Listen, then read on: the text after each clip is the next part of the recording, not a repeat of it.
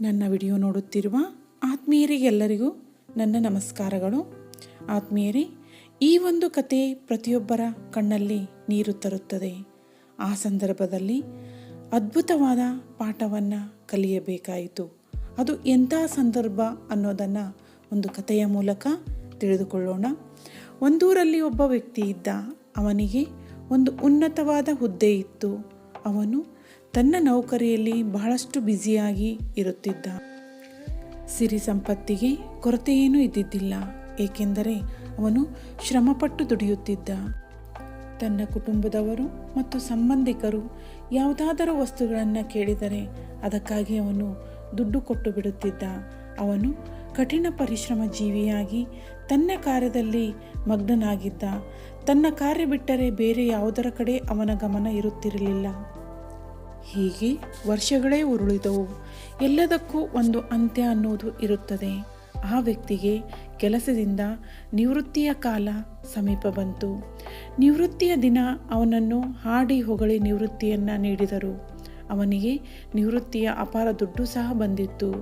ಅದೇ ದಿನ ಅವನ ಹತ್ತಿರ ಯಮರಾಜನು ಬಂದು ಅವನನ್ನು ಕರೆದುಕೊಂಡು ಹೋಗಲು ತಯಾರಾದನು.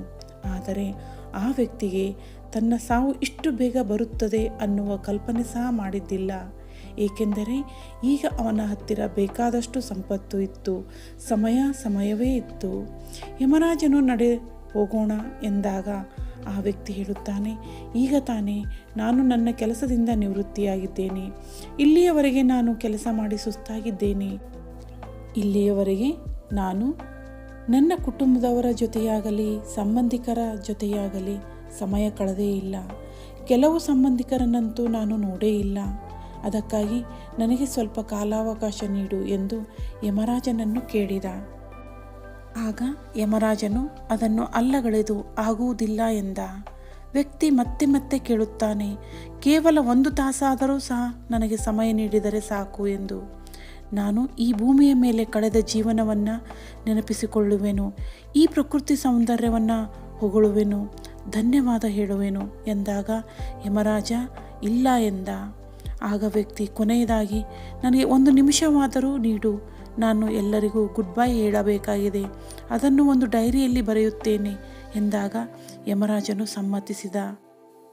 ಆಗ ಆ ವ್ಯಕ್ತಿಯು ಒಂದು ಡೈರಿಯಲ್ಲಿ ಈ ರೀತಿ ಬರೆದ, ನಿಮ್ಮ ಸಮಯವನ್ನು ಸರಿಯಾಗಿ ಸಂದರ್ಭಕ್ಕೆ ಅನುಸಾರವಾಗಿ ಬಳಸಿಕೊಳ್ಳಿ. ನೌಕರಿಯ ಒತ್ತಡದ ನಡುವೆಯೂ ಸಹ ಕುಟುಂಬದವರ ಜೊತೆ ಬೆರೆತು ಆನಂದಿಸಿ. ನಾನು ನನ್ನ ಸಂಪತ್ತಿನಿಂದ ಕೇವಲ 1 ತಾಸು ಸಹ ಕೊಂಡುಕೊಳ್ಳಲು ಸಾಧ್ಯವಾಗಲಿಲ್ಲ. ನಿಮ್ಮ ಹೃದಯ ಏನು ಹೇಳುತ್ತದೆ ಅದನ್ನು ಮಾಡಿ. ಪ್ರತಿ ಕ್ಷಣ ಸಂತೋಷದಿಂದಿರಿ, ಇನ್ನೊಬ್ಬರಿಗೂ ಸಂತೋಷವನ್ನು ನೀಡಿ ಮತ್ತು ಪ್ರತಿಯೊಬ್ಬರನ್ನ ನಕ್ಕು ನಗಿಸಿ.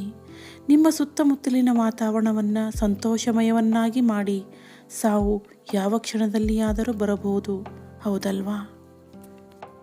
ಆತ್ಮೀಯರೇ, ಈ ಒಂದು ಕತೆ ತಮಗೆ ಹೇಗೆ ಅನ್ನಿಸಿತು ಅನ್ನೋದನ್ನು ಕಾಮೆಂಟ್ ಸೆಕ್ಷನ್ನಲ್ಲಿ ಖಂಡಿತ ಹಾಕಿ. ಇದರಿಂದ ನನಗೆ ಮುಂದಿನ ವಿಡಿಯೋಗಳನ್ನು ಮಾಡಲು ನನಗೆ ಅಭಿಪ್ರೇರಣೆ ಸಿಗುತ್ತೆ. ಹಾಗೂ ಈ ಒಂದು ಕತೆ ಇಷ್ಟವಾದಲ್ಲಿ ತಮ್ಮ ಫ್ರೆಂಡ್ಸಿಗೂ ಸಹ ಶೇರ್ ಮಾಡೋದನ್ನು ಮರೆಯಬೇಡಿ. ಧನ್ಯವಾದಗಳು.